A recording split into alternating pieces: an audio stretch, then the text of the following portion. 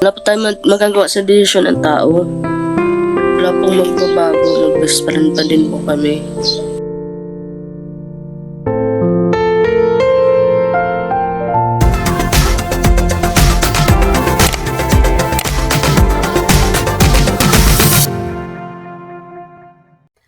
Welcome back to my channel guys, mga kalingap. Talagang napakainit ng panahon. Kasabay niyan ay nakakalungkot nga po ang ating update at nakakaiyak. Ano po, si Kapitana Grace ay umiiyak na. Itong best friend nga po ni Dalaga. Tuluyan na nga bang nagpaalam si Dalaga? Yan na ating alamin. Kita niyo naman dyan sa ating thumbnail. Talagang nakakalungkot. So bago tayo magpatuloy, good morning, good evening sa inyong lahat sa mang panig ng mundo, sa Luzon, Visayas, Mindanao o sa ibang bansa. Shoutout po sa inyo. Shoutout din sa mga patuloy na nagmamahal sa Team Kalingap. Shoutout sa sponsor, sa mga solid na nagmamahal sa Team Kalingap. Shoutout din po sa mga kasamahan ko sa Harapa Kalingap Reactor Partner.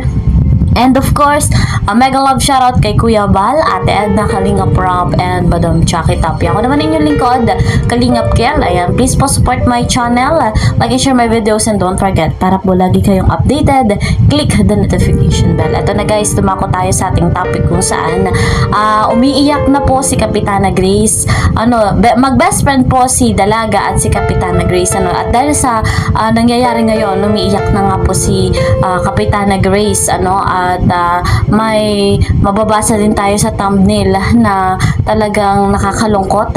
Tuluyan na bang nagpaalam etong si Dalaga? Dahil nakikita nyo nga dyan na meron kasi tayong nakita sa Facebook page na may nagpost na kapag nga daw po si Dalaga ay umalis sa Kalingap ay talagang mababash. At ang comment doon ni Dalaga ay handa na nga daw po si Dalagang tanggapin.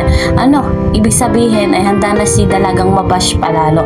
So nakakalungkot. Ibig sabihin noon ay talagang tuluyan ng aalis sa Kalingap si Dalaga. Pero wala pang officially na ina-announce si Kalingap Rob sa ganyan. At eto guys, panoorin natin yung pahayag ni Kapitana Grace sa kanyang kaibigan at pahayag niya para sa lahat. Eto guys, panoorin po natin ito. Kasi alam naman po ni BJ na alam naman ni BJ na madami kaming nagmamahal sa kanya.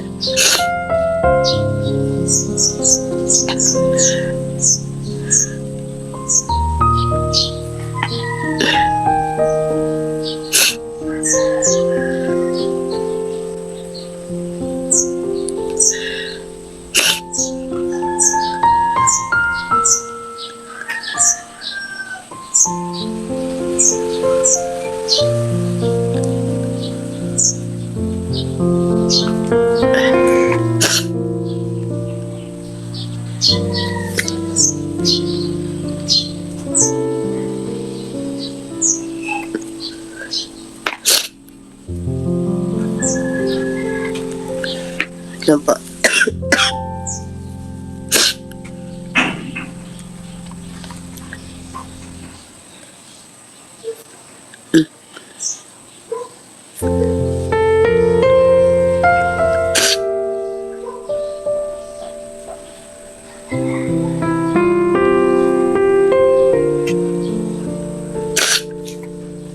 Wala pa tayo magagawa sa desisyon ng tao.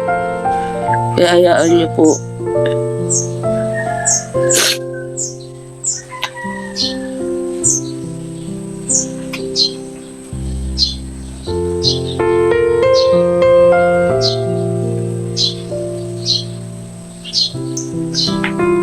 Hayaan niyo po.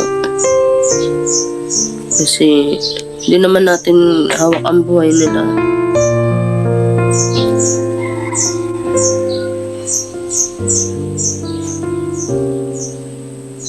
Magbabago kung mag-alis siya o hindi. Wala pong magbabago, mag-best friend pa din po kami. Kasi para saan pa po yung pinagsamahan namin kung dahil lang dyan sa mawawala, di ba?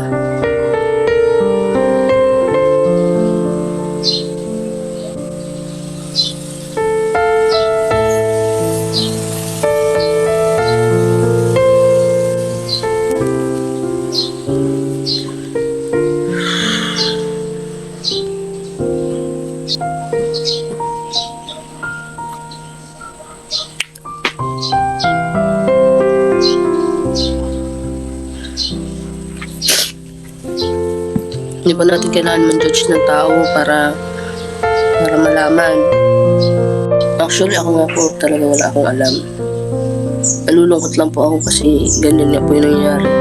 Simula sa pag-alis sa love team, ayan, nabash siya ng nabash, tapos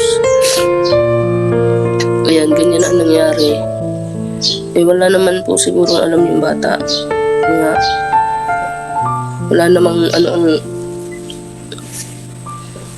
natita, ayan, wala naman siguro intention na ganun, kaso ayan, napuno siguro.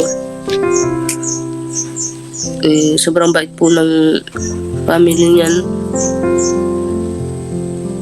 Wala na po tayo magagawa sa basya. Kung yun ang gusto nila, manira sila na manira. Wala na po tayo magagawa dyan.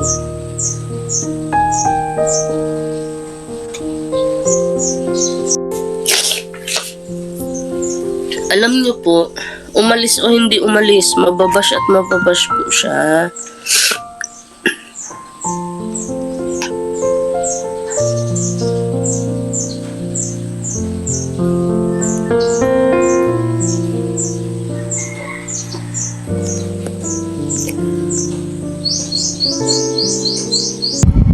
So ayun mga kalingap, nasaksihan natin na umiiyak si Kapitana Grace. Syempre may pinagsamahan na yung dalawa, si Dalaga at si Kapitana Grace. Matalik na magkaibigan sila. At sa nangyayari ngayon, hindi maiwasan ni Kapitana Grace na umiyak.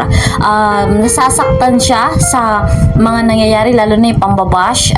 Kasi nga naman maraming tao na mga basher na dagdag bawas ang kwento hanggang sa hindi nila iniisip na nasasaktan na si Dalaga. Of course, masasaktan at masasaktan yan. Tao din yan, guys.